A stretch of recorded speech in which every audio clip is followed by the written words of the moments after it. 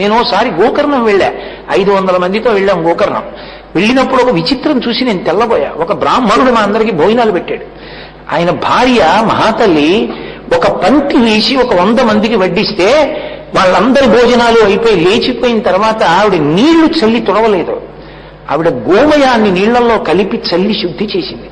నేనన్నా, ఎందుకమ్మా అంత శ్రమ తీసుకున్నారన్నా. అంటే ఆవిడంది, ఏమండి మా ఇంట భోజనం చేస్తున్నాడు అనుకోట్లా, ఇందులో ఏ తపస్సిద్ధి ఉన్నవాడున్నాడో, ఎవడు పరిశేచనం చేస్తాడో వాడు కూర్చుని తిని వెడితే పరమేశ్వరుడు యజ్ఞం జరిగినట్టు ఆ ప్రదేశంలో దేవతలందరూ వచ్చినట్టే లెక్క.